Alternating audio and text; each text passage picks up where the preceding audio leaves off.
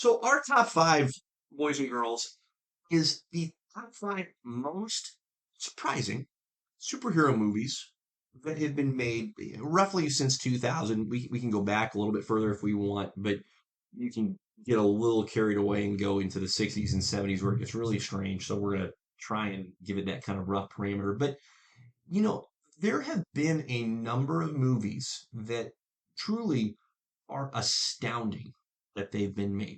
As a matter of fact, next month we're going to have a chance to see Madam Web, and that'll just get added to the list of how on the flip does this get made. Incredible. So I thought we thought it'd be a fun topic to cover.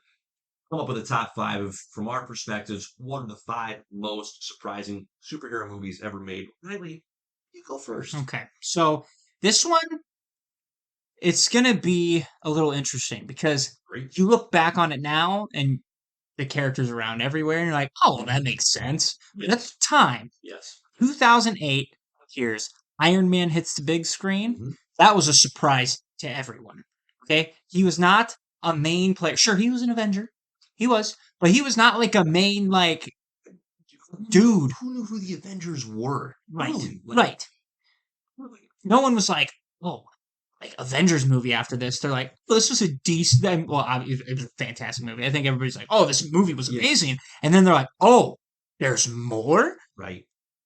Kevin Feige, genius. So, anyways, that movie, it's mind boggling that was the one that set everything off. Like to have Iron Man be the MCU guy to kick it off and get it going is insane to me. Yeah. That's my number 5. I think it's a great pick. You know, I could talk about Iron Man for an entire podcast. Oh, same. Fantastic movie. But it is like, and it's really helpful when you put it in that context of, and it's hard to imagine now because of how much the MCU has become just immersed in our culture. But prior to the Iron Man movie, there hadn't been Iron Man TV shows of note or other movies, like other iterations of the character of note. You need Avengers, like you said to someone in 2008, even before or after, frankly, it doesn't matter. The Iron Man movie is like, hey, so who's in the Avengers? There just hadn't been. It wasn't Marvel as a cultural factor was at such a lesser level. Doesn't mean there weren't great comics being published. There were some outstanding comics being published. But unless you're freaking reading the comic books, like you're not aware, you're not into it. And again, 2008, it's the same year The Dark Knight came out. And yes, The Dark Knight also a banger. Was an absolute banger. But it did not produce an entire freaking universe of movies. Like that's something that I think is truly incredible, that Iron Man was the catalyst for dozens of movies and shows that have come since. And The Dark Knight, for as great as it was, it's like you get one more sequel, and then that's tied off. Mm-hmm. So it takes a lot of vision with Kevin Feige.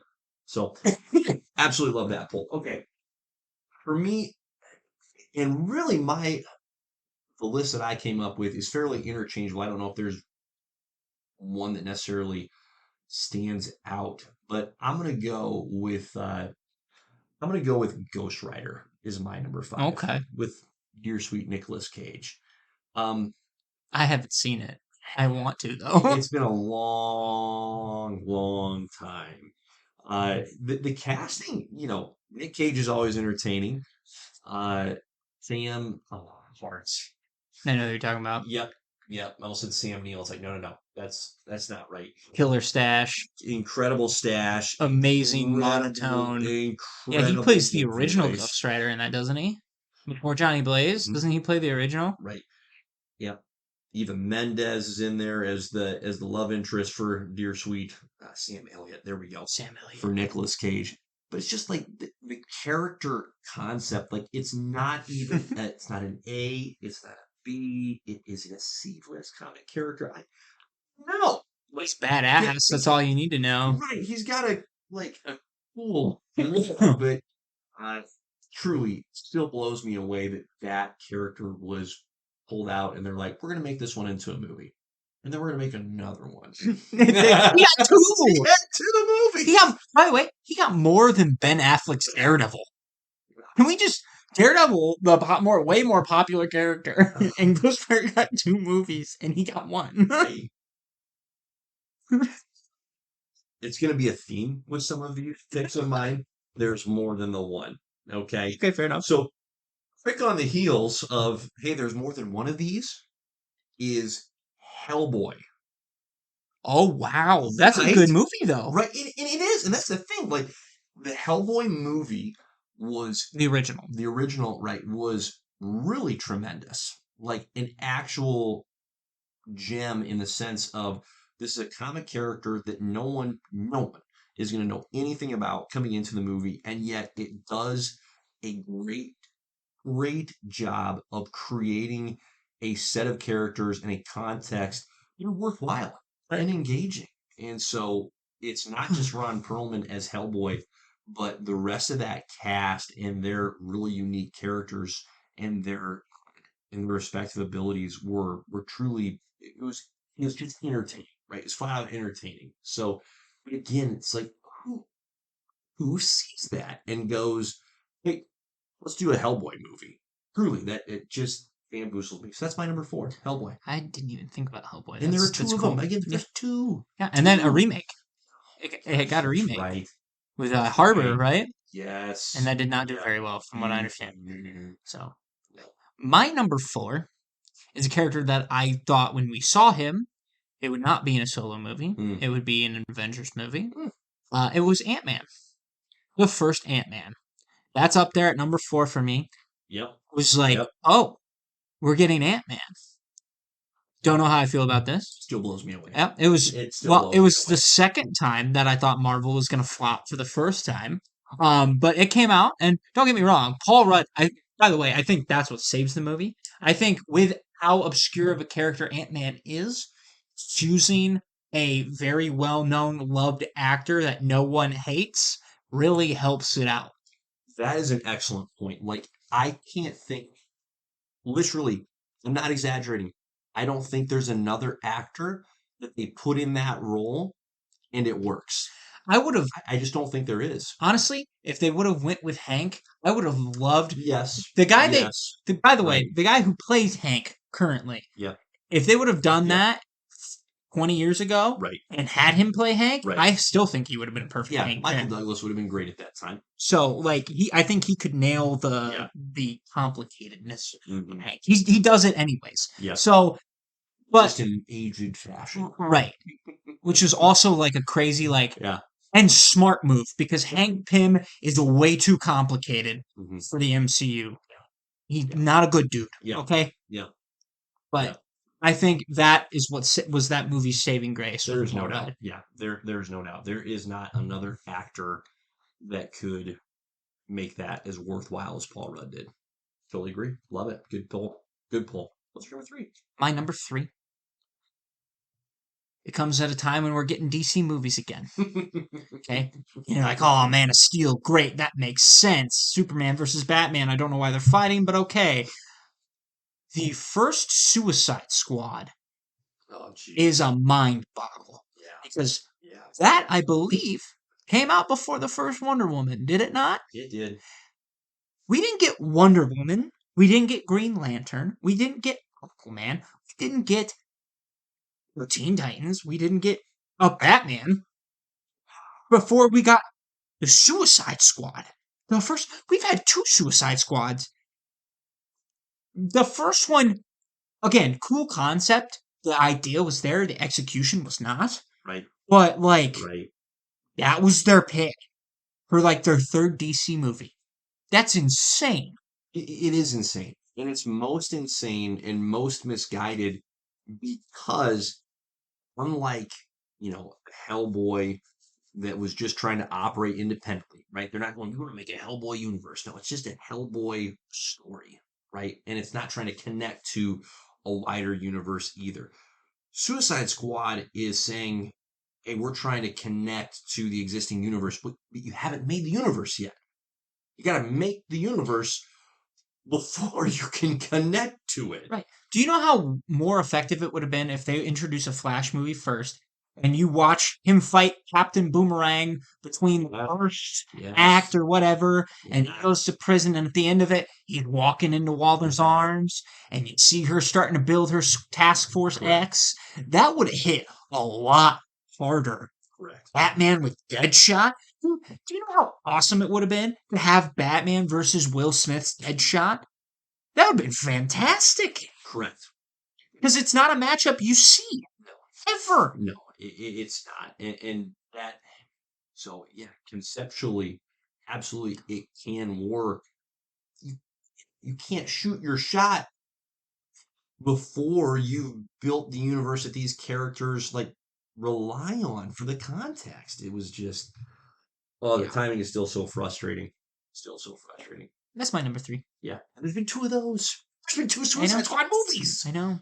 Same. Theme. More. Theme. There's more Suicide Squad movies than Flash movies. Yeah. Think about that. Yeah. Good lord. My number 3, Ant-Man. I'm right there with you. I can still remember when Marvel announced they were making an Ant-Man movie, and I was so mad. I was like, no way. Like, come on. Don't do it. And I have very much changed my tune. Like, it has been worthwhile. Thanks to Compared to Paul Rudd. a lot of other stuff we've done. Yes. Yes. So I have changed my tune. It's one of the better trilogies. It is, but it still very much surprises me that out of this pantheon of outstanding Marvel characters, Ant-Man, I just don't think is an elite character. And there are probably people out there that are carrying their Ant-Man torches. You know what? Good for you. I'm not like going to argue with you and die on that anthill. Good one. But it just truly surprises me that that's the character we're giving a trilogy to. But okay, And it's better than Thor. and Let that sink in. Ouch. Yeah, truth hurts. My number 2 is Blade. Oh, that's a good pick. Yeah. I didn't think about that. Yeah, so I'm stretching the rules here a little bit because I had originally said, hey, from 2000 on, your first Blade movie came out in 98. It's It's fine. close enough. It's fine. But think of how taboo it is right now for Marvel to make a R-rated movie. Allow me to give you a trilogy of hard R movies with both the words and the deeds. I mean, the language is R-rated and the violence, holy buckets. You got the vampire killer with a bunch of vampires, and it's something that's a little like unsettling about late 90s, like early 2000s. And I'm not a big, you know this, I don't like gore, violence in movies. I can do it. There's just certain limits for me. These movies, especially the first one, like push that limit. There's just some gross, like truly gross vampire violence in these movies. Now Wesley Snipes freaking crushes it. Oh yeah, he's Blade. He's 100% Blade. So I don't know. I don't understand how this happened. How a Blade movie again? No one's gonna know who that is.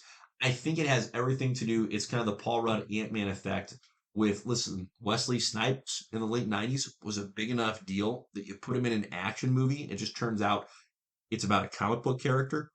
People are going to go see it. And so it worked and turned into a trilogy. But Blade, my number 2. Fun fact, they're making a Blade video game. Fun fact. It actually looks kind of dope. Anyways. Yeah, it doesn't have to be bad. That could be good. It could be really good. Dang it. Okay. There you go. So my number 2. Mm-hmm. And you're going to be like, that's your number 2? What's your number 1? Okay. Morbius. Mm-hmm. Morbius is my number 2. Mm-hmm. How the hell did that movie get made? I'm still confused. Doesn't make any sense at all. Okay? Venom, I get. It's a Spider-Man. One makes 100% sense. You make a trilogy out of Venom. I'm all on board. I love me Venom. But out of all the Spider-Man rogues gallery, after Venom, in a draft, let's say we're drafting Spider-Man villains to make trilogies on. Yeah, Morbius ain't going in the draft. He's a free agent. oh my gosh. And he's lucky to be in the league if he gets picked up. Even allowed. Like, He only gets picked up because the 3 other choices you picked bomb. everything you're saying is 100% correct. We just spent a good chunk of time talking about 3 different Spider-Man games that Insomniac has released, and has our dear sweet Morbius been a villain in any of those? Nope. And that's really okay because Hasn't he's popped not worthwhile. He might pop up in the 3rd one, but I don't care if he pops up in the 3rd one. There's way too many other interesting Spider-Man No, villains. it's just not. No, it's just not worth it. Just Be not worth honest. Well, actually, after this 3rd one, then I could see like the Jackal and Morbius coming in, but this was beside the point. it. Right. So, Right. No, seriously, it's a how. Okay, I'm gonna go a little out of order here. Morbius is my number 1. Okay, Yeah. that's my number 1. So I'm delighted to hear what your number 1 is.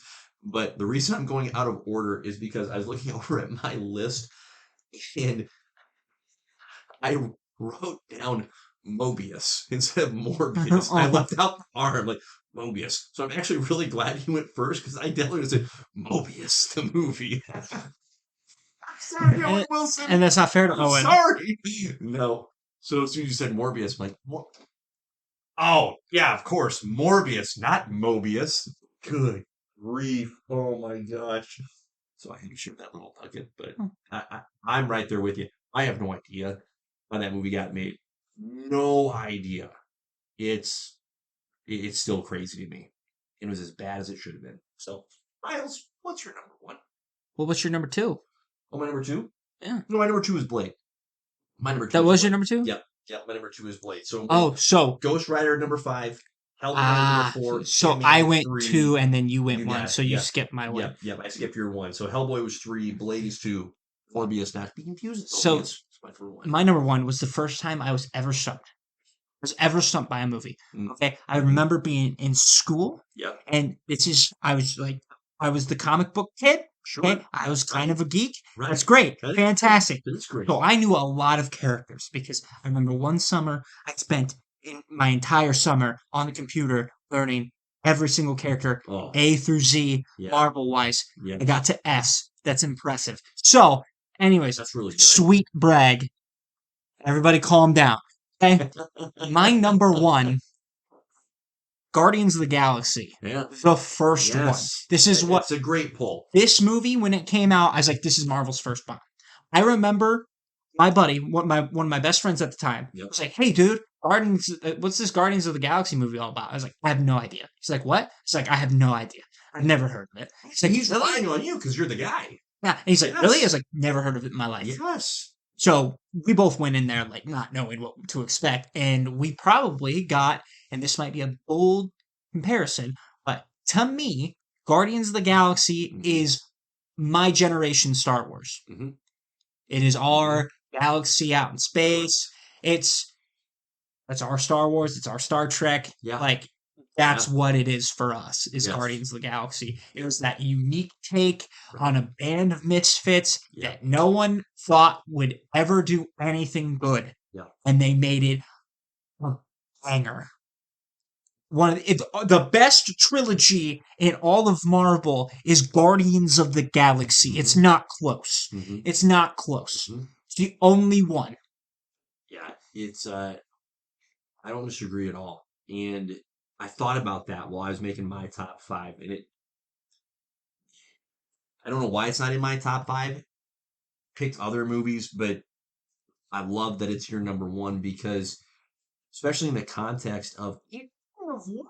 I mean, there aren't even good Guardians of the Galaxy comics that exist for the makers of that movie to draw from and go, hey, this is a really inspiring story. We're going to kind of form our tale around that. Like, truly, it took a lot of creativity for our guy James Gunn and his associates to go, all right, so here's the characters we're going to use, but we're going to twist this, tweak that, to make them worthwhile, and then to give them 3 straight stories that were worth telling. Like, Well, that's incredible. And I will say this too, right? The movie is about a pack of misfits, right? Yes. Yes. That was the cast. Mhm. Okay, Mhm. your biggest Correct. actor was voicing a raccoon. Yep. All right, his Very much so. face was not there. Very much This so. is what Your second biggest was voicing the tree that said 3 words. correct. This movie catapulted Chris Pratt into what he is today. Correct. 100%. Correct. Zoe Saldana, great actress. Yeah. I think Avatar probably has established her already before that. True. Yeah, she had Star Trek and Avatar. But she So wasn't she's right in like there with, she's she still a wasn't little like less an well-known A-lister. than Bradley Cooper and Right. Vin Diesel, but still more so than Chris Pratt. And Batista was Right. a WWE superstar. Mm-hmm. All right. Mm-hmm. And now look at it. Yep. He is like a Yep. serious actor now. You know, this happened for all those WWE guys. Like my Blade trilogy that I referenced earlier, Triple H, he's in the 3rd Blade movie. Is he really? Yeah. That's Yeah. awesome. He's still wrestling. That's what he does. Yeah, he's not a movie star. Is he a vampire? Oh yeah, 100%. He and Ryan Reynolds have some phenomenal scenes together. I love that so it's much. yeah. Really, if you don't watch any of the Blade movies, watch the 3rd one because of Ryan Reynolds. I love him. He's a freaking delight. But you're absolutely right. Like the cast of the Band of Misfits, James Gunn, like he hadn't done anything that any of us knew about. No. Or know about even Well, now. besides Scooby-Doo 2 Monsters Unleashed, he wrote that. So Okay. fantastic. Kudos. That was the movie of my childhood. Anyways, he was a producer on those movies. But that's one of those just wonderful delights when everything on the surface says this shouldn't exist, but then it exists and it's awesome, right? Like it is such a pleasant, not just even a pleasant surprise, but just an unexpected addition to the library of, hey, this is what I enjoy. Like that's truly wonderful.